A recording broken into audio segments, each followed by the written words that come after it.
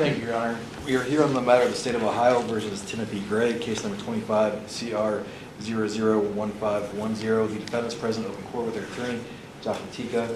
We are set today for an in-court arraignment. Thank you. Mr. Fatika? Good afternoon, Your Honor.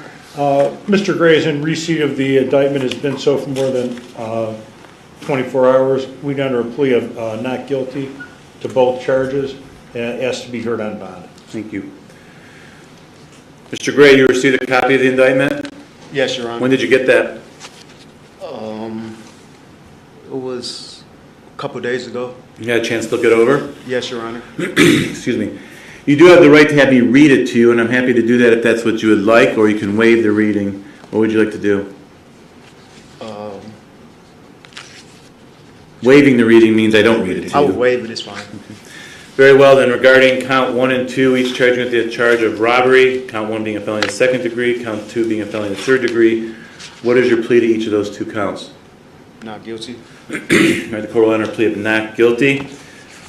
As to bond, Mr. Knopf, what's the state's position on bond? Your Honor, the state would ask that the bond be continued at 50,000, 10% with no contact with the victims and no travel outside of Lake Cuyahoga County. The defendant does have a lengthy criminal history, including multiple burglary and theft offenses. He does have contempt of court charges from 2017, 2015, and a failure to appear in 2018, another failure to appear in 2019.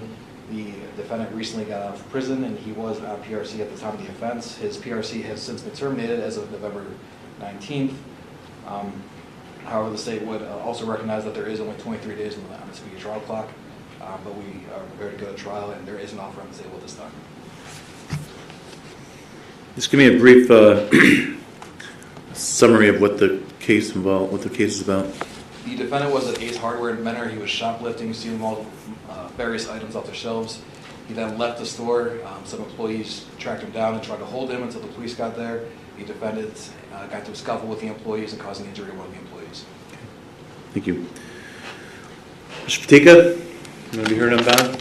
Thank you, Your Honor. If released on bond, Mr. Gray would reside at 4175 East 131st Street in Cleveland, 45 years old. We acknowledge that he does have some criminal history.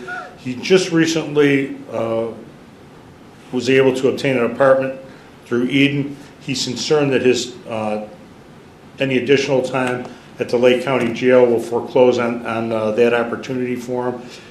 He works as a subcontractor specializing in carpet installation. Again, he's been at the Lake County Jail now for over 2 months. We'd ask that the court consider an OR bond. Well, an OR bond is certainly inappropriate with these types of charges in the defendant's history. He's been in prison before. He's failed to appear, but even more importantly, at least 2 times. The nature of the charges in the defendant's history, the bond that was initially set seems reasonable. The bond is going to be continued at $50,000 cash surety or 10% with an order that the defendant stay away from the victim. Is there anything else for the record, Mr. Knopf? No, Your Honor. Mr. Fatika? No, thank you.